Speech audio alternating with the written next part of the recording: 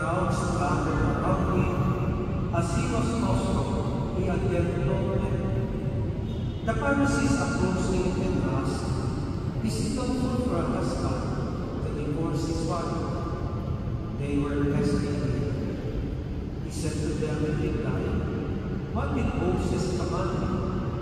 They replied, "Moses forbidden a husband to write a deed of divorce and dismiss her."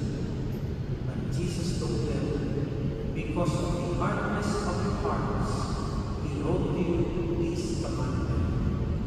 But from the beginning of creation, God made them male and female. For this reason, a man shall leave his father and mother, and be joined to his wife, and the two shall become one flesh. So there will no more two, but one flesh. Therefore, what God has joined together, no human being must separate." In the house, the disciples again questioned about Jesus about this. He said to them, "Whoever divorces his wife and marries another commits adultery against her. And if she divorces her husband and marries another, she commits adultery." My dear sisters and brothers, the rules of our Lord salvation. Praise to you, Lord Jesus Christ. Please be seated.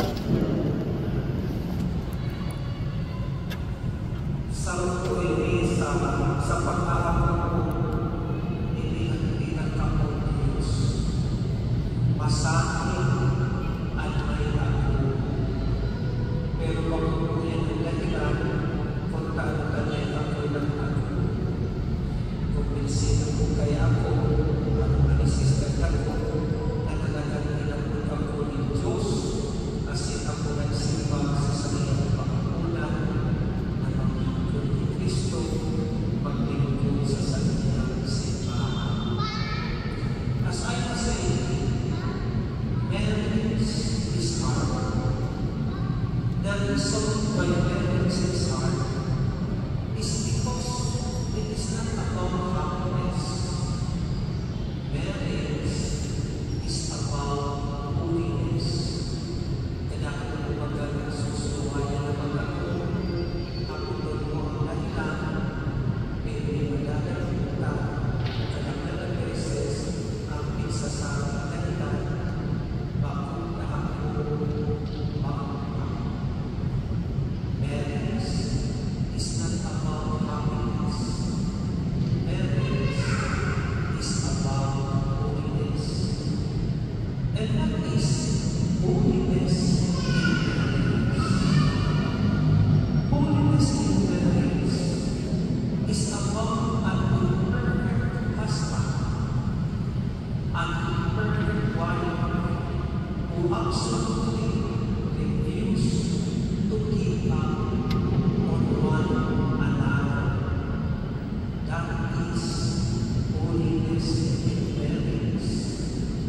That is perfect marriage. That is what Jesus is saying in the gospel. There are no two, but one flesh.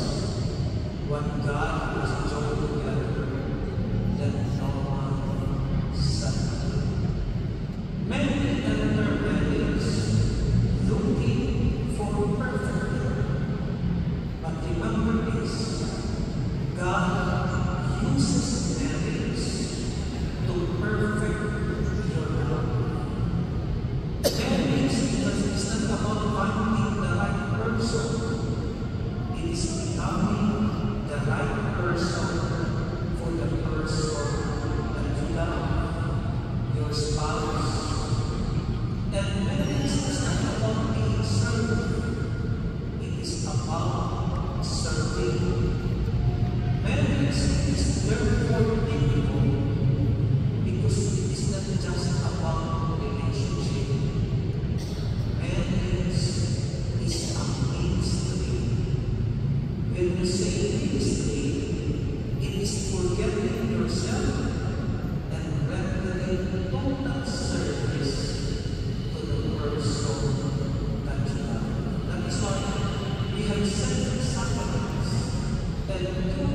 sacraments of the Church are called as the sacraments of service, that is weddings and the holy altars. So as we go to this Mass, let us pray for all married couples that they receive their weddings as an avenue of loving and total dedication to others, thus achieving holiness and happiness. Let us pray also for those who will enter into marriage, that they may realize that one marries not to be happy, but to be manunggayari sa tigpapangansin. Kita po ginagawa ng kada misa sa mga pagkaunyangon ng regalo sa mahal ng Diyos. I suppose po na dapat sa usapunan niyan hindi yaw sa pagtulog at sa tuyang sa sa mahal ng Diyos. Alagal, papuntaan sa tuyang sa after giving a gift to God, what do we expect from Him? Ano na po dahil sa pagsimbahan, magiging maghainaan sa tuyang buhay, mabubulungan sa tuyang paghihelang, o anhelang ka sa tuyang namumukan? Ano na po sa pagsasimbahan, mabubulungan sa tuyang ating, magiging maghainaan sa tuyang pamilya? We have to realize na kung kita simba, kasi tinutulong dapat sa tuyang sarili sa mahal ng Diyos. And because of it, we expect to be delivered from harm, or we expect all good things to come our way. Then we have to know that we will not offer a gift. We have offered a bride. Sinusuhulan ka ang Diyos. A gift is freely given without expectations.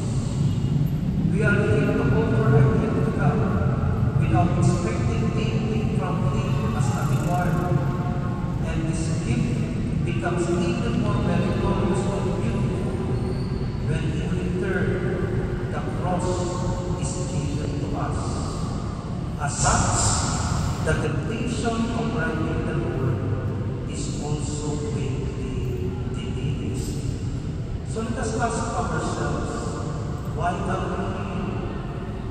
The greatest gift we could receive from the Mass is the grace to know and to be convinced that we are greatly loved, and to realize that no matter what, our God is offering Himself to us as our companion and bread of life as we face our challenges and difficulties. So as we go into this Mass, let us pray for His gift. Let us always believe that God is so good all the time, and we do not pride our God, but we open ourselves to His leading, and we open ourselves to His Jesus. Sa Southern Africa, iba po isang philosophy o kailangan or virtue na inaatulong